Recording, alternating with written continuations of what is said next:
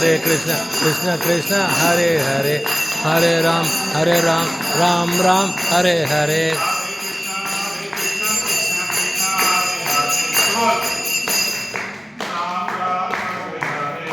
Krishna, Hare Krishna, Krishna Krishna, Hare Hare, Hare Hare.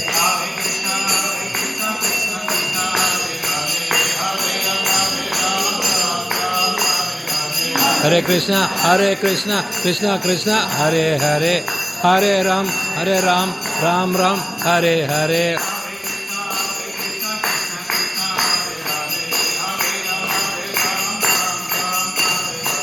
Hare Krishna, Krishna Krishna, Hare Hare, Hare Ram, Ram Ram, Hare Hare.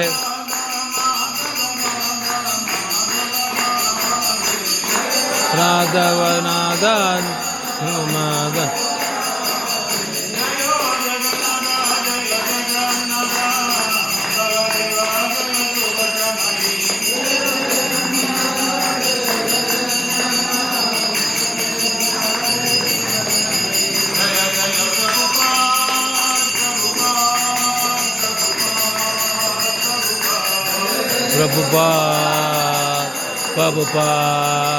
Prabhupada, Prabhupada.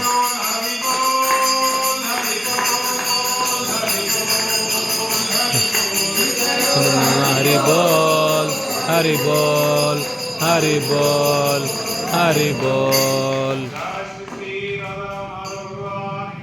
Jai, Jai, Jai, Jai.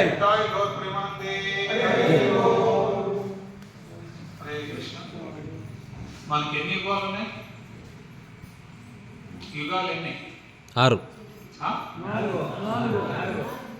4 యుగాలు. ఏమేమి అవి? తెలుగు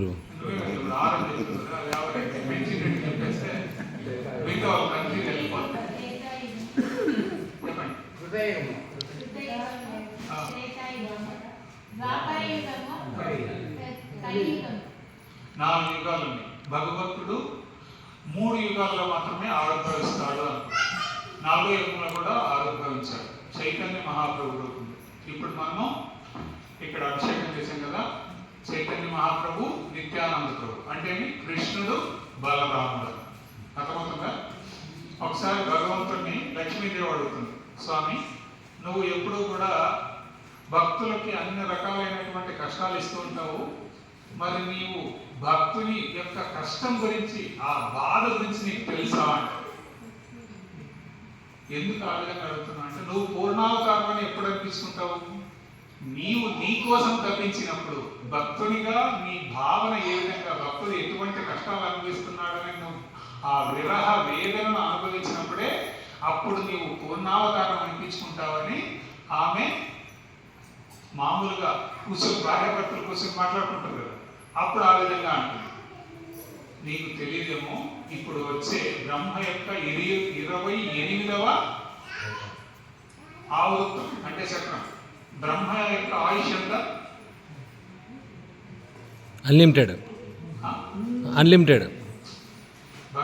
బ్రహ్మ యొక్క ఆయుష్ unlimited అంటే మళ్ళీ బ్రహ్మకు ఆయుష్ లేదన్నట్లే. చెప్పండి, బ్రహ్మ యొక్క ఆయుష్ ఎంత?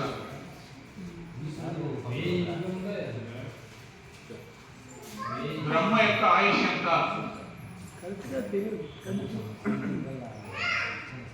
సహస్రయుగ పర్యంతం ఆహర్య బ్రహ్మణో విదుః రాత్రిం యుగ సహస్రాంతాం తేజో రాత్ర విదో జనాః. సహస్రయుగ పర్యంతం. సహస్రం అంటే ఏంటి? 1000 యుగ చక్రాలు. యుగ చక్రం అంటే ఎన్ని? 4 యుగాలు కలిపి ఒక యుగ చక్రం. అర్థమవుతుందా? సహస్ర యుగ పర్యంతం అహర్యత్ బ్రహ్మణో విదుః అంటే 1000 యుగాలు కలిపితే 1000 యుగ చక్రాలు కలిపితే బ్రహ్మకి ఒక పగలు, అంతే సమయం మరి రాత్రి ఉంటుంది. ఈ 2 కలిపితే బ్రహ్మ యొక్క ఒక దినం. చాలా తక్కువ కదా ఆయుష్ బ్రహ్మకి, చాలా తక్కువ ఉంది కదా మనకంటే. అవునా కదా? ఈ విధంగా ఇంటూ 30 రోజులు ఇంటూ 12 నెలలు ఇంటూ 100 సంవత్సరాలు పూర్ణాయుష్. పూర్ణాయుష్ అని ఎప్పుడు అంటారు? శతమానం భవతి శతాయుః పురుషః శతేంద్రియే ఆయుష్యేవేంద్రియే ప్రతిష్ఠతి అని మనము ఎక్కడైనా కూడా బ్రాహ్మణుడి దగ్గర పోయినప్పుడు దీవించండి అంటే ఆ విధంగా ఏం చేస్తాడు? శతమానం భవతి అంటే 100 పూర్ణ దీర్ఘాయుషుతో జీవించు అని చెప్పేసి ఆయన జీవించడం దీవెన ఈ విధంగా ఉంటుంది. శతమానం భవతి శతాయుః పురుషః శతేంద్రియే ఆయుష్యేవేంద్రియే ప్రతిష్ఠతి అంటాడు. అంటే మేము 100 సంవత్సరాలు నీ ఇంద్రియాలు సంపూర్ణంగా పనిచేసే విధంగా పూర్ణ ఆయుష్తో జీవించు అని చెప్పేసి ఆ బ్రాహ్మణుడు జీవిస్తాడు. అనగా మరి ఆ విధంగా లెక్కేసుకున్నాడు. బ్రహ్మ యొక్క 100 ఏళ్ళ ఆయుష్ ఎంత ఉంటుంది? మనతో పోల్చుకుంటే చీమ యొక్క ఆయుష్ ఎంత? మనం ఒక్కసారి నోట్లోకి నీళ్ళు వేసుకుని పొక్కులు ఇచ్చి చీమ పుట్టపైన ఆయన ఉద్దేశం ఎంత అవుతుంది? దానికి సునామీ. మనకి నీళ్ళే కదా, నేనేమి కొన్నే ఉమ్మిలేదండి. అవునా కదా? అదే మా దేవతలు మన మీద ఒక్కసారి అంటారు అన్నమాట. మనం చీమ మాత్రం అయిపోతాం వాళ్ళ ముందు. అవునా కదా? మనకి ఇప్పుడు కరోనా కానీ లేదా తుఫాన్లు కానీ వచ్చినప్పుడు ఎట్లుంటుంది? బీభత్సం. అవునా కదా? మనకన్నా పెద్దవాళ్ళు. అవునా కదా? మనకన్నీ కావాల్సిన ఆవశ్యకమైన వస్తువులు, ఆహార పదార్థాలు, ధాన్యాలు ఇవన్నీ ఏవి కావాలన్నా దేవీ దేవతల యొక్క కృప వల్లనే దొరుకుతుంది. మరి వాళ్ళ నుంచి పొందిందేవి వాళ్ళ అనుమతి తీసుకోవాలా, మన ఇష్టానుసారం తీసుకోవాలా? వాళ్ళ అనుమతి లేకుండా తీసుకుంటే మనం దొంగలమవుతాం. అందుకోసమనే మీకు కావలసిన ఆవశ్యక వస్తువులను వాళ్ళు ఇస్తారు. పరస్పరం మీరు యజ్ఞాలు చేసి వాళ్ళని తృప్తిపరచండి. దాని ద్వారా అపరిమితంగా అందరూ కూడా సంపూర్ణంగా తృప్తి చెందగలుగుతారు. కాబట్టి మీరు అందరూ దేవతలను తృప్తిపరచండి యజ్ఞం ద్వారా. అందుకే భగవంతుడు చెప్పినప్పుడు యజ్ఞానం జప యజ్ఞోస్మి అంటున్నాడు. యజ్ఞాలలో నేను నామ జప యజ్ఞాన్ని అంటున్నాడు. ఎవరైతే జపం చేస్తూ ఉంటారో నిరంతరము భగవంతుని నామం, అది వాళ్ళు ఇక్కడ అక్కడ కాదు, రేపైనా మళ్ళీ వేసుకోవచ్చు. అర్థమవుతుందా? మన ఇంద్రియాలు ఏ విధంగా ఉంటుందండి? సైడ్ వెళ్ళిపోతాడు, లక్ష్యాన్ని ఛేదించు. మనకు విషయ సుఖాలు కావాలి. ఇప్పుడు బాగా గమనించండి, నాకు ఫ్యాన్ గాలి కావాలి. విషయ సుఖాల మీద మన వాంఛ ఉండేంత వరకు మనము భగవద్ధామం చేరలేము, ఇక్కడే ఉంటాం. ఎందుకని? మన ఇంద్రియాలు తృప్తిపరుచుకుంటుంది. మీరు బాగా గమనించండి. నేను కూడా క్లాస్లో ఏం చెప్పినాము? ఎవరు ఉన్నతమైన వాడు, మధ్యము, అధము. ఎవరు ఉన్నతమైన వాళ్ళు? ఎవరు? హరే కృష్ణ. ఉన్నతమైన వాళ్ళు ఎవరు? మధ్యం.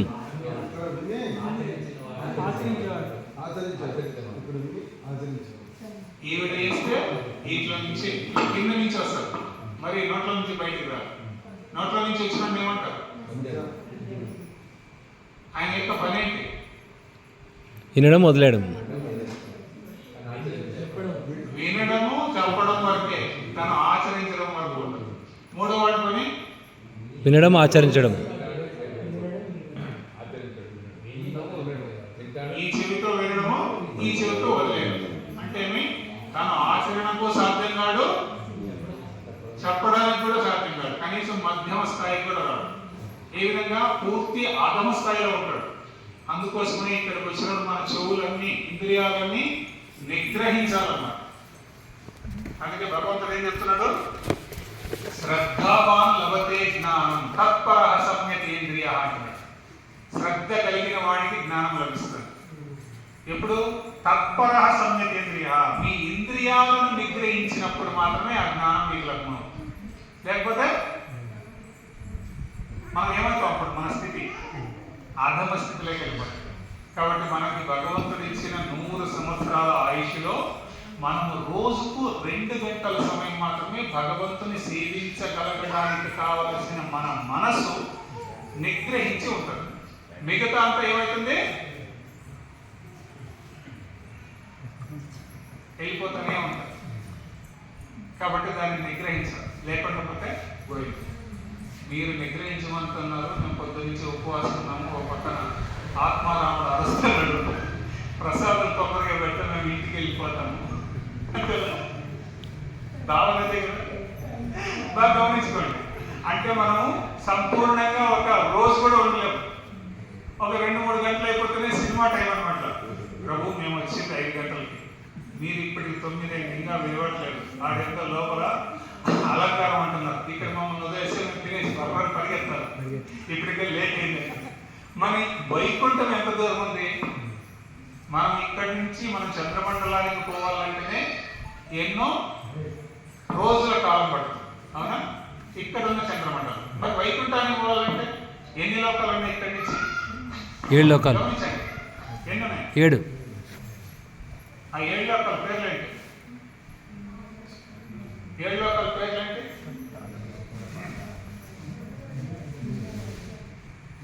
చెప్పండి. మనం ఎప్పుడైతే చెప్పడం మొదలు పెడతామో ప్రశ్న సమాధానం, ఆ విధంగా మన యొక్క జ్ఞానం పెరుగుతూ పోతుంది. భూ అంటే భూలోకము, భువః భువర్లోకము, తర్వాత స్వహః స్వర్గలోకము, తర్వాత మహః మహర్లోకము, తర్వాత జనః జనోలోకము, తర్వాత తపః తపోలోకము, తర్వాత సత్యం సత్యలోకము. ఈ విధంగా 7 లోకాలు భూమి పైనుంచి. భూమి కింద 6. ఎన్నున్నాయి? 6. 6 7 6.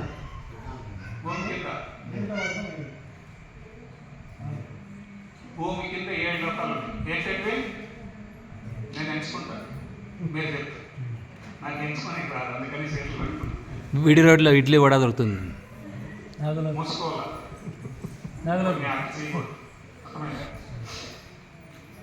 అతల వితల సుతల తలాతల మహాతల రసాతల పాతాల, ఈ 7 లోకాలు ఉన్నాయి. అర్థమైందా?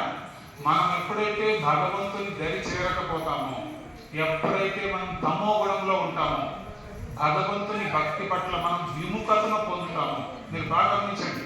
పాపం చేసే వాళ్ళే కింది లోకాలకు అధమ లోకాలకు పోతారు. వాళ్ళకి సూర్యుని యొక్క వెలుగు కూడా లభించదు. గమనించినారా? భాగవతంలో వస్తుంది. ఎప్పుడైతే భగవంతుని భక్తిని తోసిపుచ్చుతారో, మాకొద్దు అనుకుంటారో, వాళ్ళు అసుర జీవితాన్ని అనుభవిస్తారు. అసుర జీవితంలోకి వస్తే ఏమవుతారు? వాళ్ళు తమోగుణం అంటే శాస్త్రాన్ని పక్కన పెట్టేస్తారు. ఊర్ధ్వం గచ్చంతి సత్వస్థ మధ్యే తిష్టంతి రాజసాహ జగన్య గుణ వృత్తిస్థ తమో గచ్చంతి తామసాహ. తమో గుణం ఏమి? కింది లోకాలకు వెళ్ళిపోతారు అంటున్నాడు. తమో గుణం అంటే జంతు జీవనమే. నీకు వేరే ఏం వ్యత్యాసమే ఉండదు. జంతువులు ఏ విధంగా ప్రవర్తిస్తే ఆ విధంగా ప్రవర్తించు, మనిషిగా కూడా కాదు. మధ్య తిష్టంతి రాజసాహ, రజోగుణంలో ఉండేవాళ్ళు భూలోకంలోనే ఉండిపోతారు. సత్వం ఊర్ధ్వం గచ్చంతి సత్వస్థ. ఊర్ధ్వం అంటే పైలోకాలకు పోతారు. ఎవరు?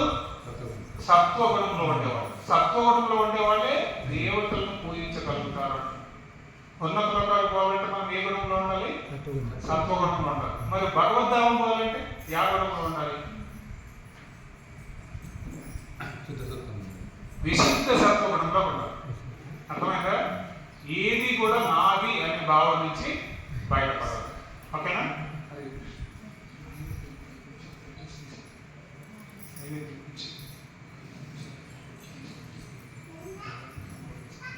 ఒక 5 నిమిషాలు నైవేద్యం పెట్టేస్తారు, నేను కంప్లీట్ చేస్తాను. నైవేద్యం అంటే లేదు, డ్రెస్సింగ్ అయిపోయింది.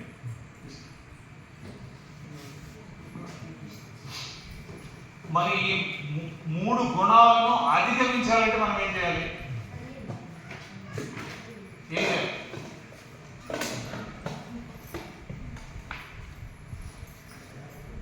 మూడు గుణాలు అధిగమించాలంటే ఏం చేయాలి? మరి విశుద్ధ భక్తులు కావాలంటే ఏం చేయాలి? భక్తుల యొక్క సాంగత్యంలో ఉండాలి. అనగా భక్తుల యొక్క సాంగత్యము భజన క్రియ. భగవంతుని నామాన్ని మనం భరించాలి. అడగదు అయిపోయింది. భక్తుల యొక్క సాంగత్యంలో ఉండాలి. భక్తుల యొక్క సాంగత్యంలో ఉంటేనే ఎందుకని చైతన్య మహాప్రభు ఏం చెప్తారంటే, సాధు సంఘ సర్వసిద్ధి హోయ్, లవమాంస సాధు సంఘ సర్వశాస్త్రవై. సర్వశాస్త్రాలలోని జ్ఞానాన్ని మనకు సాధువులు బోధిస్తారు. దానివల్ల మన యొక్క అజ్ఞానం అనేది అంతరిస్తుంది.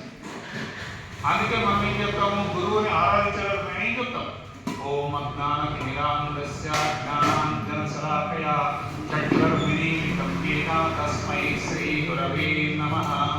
మాలో ఉండే అజ్ఞానం అనే తిమిరాంధకారాన్ని తొలగించి జ్ఞానం అనే అంజనాన్ని కాటకను మాకు పూసి. అర్థమవుతుందా? ఓం అజ్ఞాన తిమిరాంధస్య జ్ఞానాంజన శలాకయా చక్షుర్మిలీతం యేన. మన కళ్ళకు అడ్డము నీడ అంత మాయ అంత ఉంది, దాన్ని తొలగించి మాకు జ్ఞానం అనే జ్ఞానాన్ని బోధించే ఓ గురువా నీకు నా నమస్కారములు అని చెప్తారు. తస్మై శ్రీ గురవే నమః. మా అజ్ఞానాన్ని తొలగిస్తున్నావు, జ్ఞానం అనే అంజనాన్ని మా కళ్ళకు పూస్తున్నావు. మనం ఏ విధంగా అయితే ఇప్పుడు మనం అర్థాలు లేకపోతే పుస్తకంలో ఉండే అక్షరాలు కనబడక మసకగా ఉంటాయో, అవునా కదా, దూరంగా ఉండే వాళ్ళకి అర్థాలు లేకపోతే ఏమైతే, ఇప్పుడు నేను కూడా చదవాలంటే పుస్తకంలోని అక్షరాలు కావాలంటే అర్థాలు కావాలి. అవి చిన్నగా కనిపిస్తాయి, లేదా కనిపించుకోకుండా డబుల్గా కనిపిస్తాయి. మరి దాన్ని ఏ విధంగా చూడగలుగుతాం? కంటి అర్థాల ద్వారా చూడగలుగుతాం. అదేవిధంగానే గురువు ఏం చేస్తాడు, మనం సంపూర్ణంగా జ్ఞానం అనే అంజనాన్ని పూస్తారు. అంటే అర్థాల వంటి పూసి మనకుండే జ్ఞానం పూర్తిగానే కనపడిని ఏదైతే మాయ అంధకారం అంటే ఈ మాయను మనకు తొలగించి జ్ఞానాన్ని మనకు బోధిస్తాడు గురువు. దానివల్ల మేము గురువుకి ఏం చేస్తాము, తద్విద్ది ప్రణిపాతేన పరిప్రశ్నేన సేవయా ఉపదేశంతితే జ్ఞానం జ్ఞానిన తత్వదర్శిన. అంటే ఏమంట, భగవంతుడు ఏం చేస్తున్నాడు ఇక్కడ, గురువుని ఏ విధంగా తెలిసేయాలని భగవంతుడు చెప్పాడు. చెప్పాడు స్వయంగా భగవంతుడు అవతరించినప్పుడు కూడా, మీరు గమనిస్తారా, స్వయంగా భగవంతుడు అవతరించినప్పుడు కూడా గురువుని దయచేయాలి. కృష్ణ భగవానుడు సాంఘికమని, రామచంద్రుడు విశ్వామిత్రుడు, అనగా గురువును దయచేయి, సత్యము నిలబడ్డ కొరకై యత్నింపు. సత్యం అంటే తెలుసుకునే దానికి ప్రయత్నం చేస్తారు.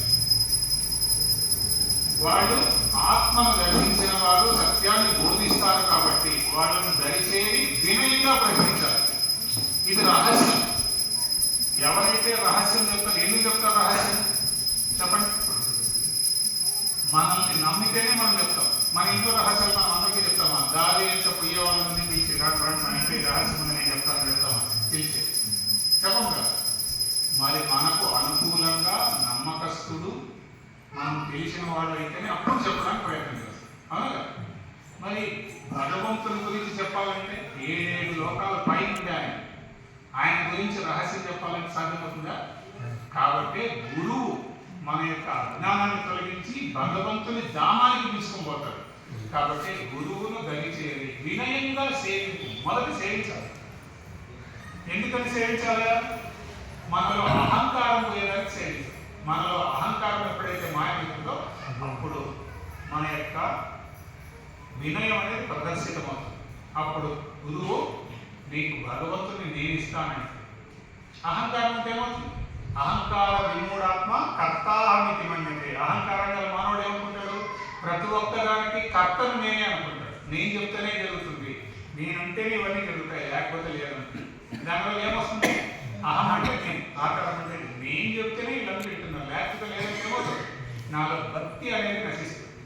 మన భక్తి నశించినప్పుడు మనం భగవద్ధామానికి సరికాదు కదా. ఇక్కడ భౌతిక లోకంలో కూడా ఎవరితోనో మనం గౌరవాన్ని అందుకోలేదు. అహంకారం ఆయన తండ్రి ఏంటి మాట్లాడేది, ఆయనతో మాట్లాడితే మనకేమొస్తుంది? ఉండే వెళ్ళిపోతారు, వద్దులే అని చెప్పేసి వదిలేస్తారు, అవునా కదా. మరి భగవంతుని గురించి మనకు తెలియాలంటే ముందు ఆయన సేవ చేయాలి. గురువును దరిచేరి సత్యము నిలబెట్ట కొరక యత్నించాలి, లేకపోతే లేదు. అర్థమవుతుందా? కాబట్టి చైతన్య మహాప్రభువు కృష్ణావతారంలో అంటే ఏంటి? సాక్షాత్తు కృష్ణుడే. కృష్ణవర్ణం త్రిషాకృష్ణం, కృష్ణవర్ణంలో వస్తాడు. ఈయన ప్రతి యుగంలో ఒక్కొక్క అవతారంలో వస్తాడు. ఒక్కొక్క రంగులో, ఒక్కొక్క అవతారము రంగు కూడా.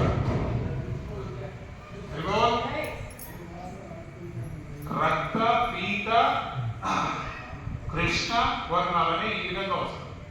ఇప్పుడు వచ్చిన కృష్ణవర్ణం త్రిషాకృష్ణం, బంగారు వర్ణంలో వచ్చాడు చైతన్య మహాప్రభు. కృష్ణవర్ణం త్రిషాకృష్ణం సాంగోపాంగాస్త్ర పార్షదం, ఈయన పార్షదులతో పాటు వచ్చాడు. అర్థమవుతుందా? చైతన్య మహాప్రభు, నిత్యానంద ప్రభు, అద్వైతాచార్య, గదాధరుడు, శ్రీవాసు. మనం జపం చేసేటప్పుడు ఏం చెప్తాం? అనుకోవాలి. ఏం చెప్తాం జపం చేసేటప్పుడు?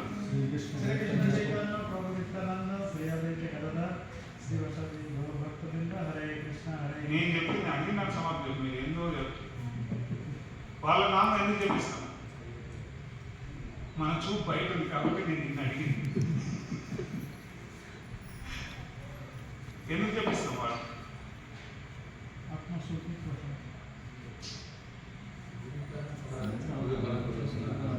మనం ఎప్పుడైతే మన దృష్టి బయట ఉంటుందో ఈ విధంగా అయిపోతుంది. సార్ అర్థమైందా? అర్థమైంది. ఎంతవరకు? ఇంకా సగమే సార్, లోపం పోలేదు. ఏమంటే రక్కపోకండి అట్లుంటుంది పరిస్థితి. మనం ఇంకా సమయం వెచ్చిస్తాము, అది వినుకోకుండా పోతే ప్రయోజనం అనేది ఉండదు. అందుకే సంబంధ అవిధేయ ప్రయోజన. మనం ఎవరితో సంబంధాన్ని కలిగి ఉండాలి? భక్తులతో సాంగత్యం ఉండాలి. సాధు సంఘ సర్వశాస్త్ర పోయి. సాధువుల యొక్క సాంగత్యం ద్వారా ఏమవుతుంది? మనకు తెలియనివి లేదా మనం అహంకారంతో ప్రవర్తించిన మన అజ్ఞానాన్ని తొలగించేదానికి మన మిత్రుడు ఏం చేస్తారు? ఇట్లా కాదు, అట్లా చేయి, గురువు ఇట్లా చేయి.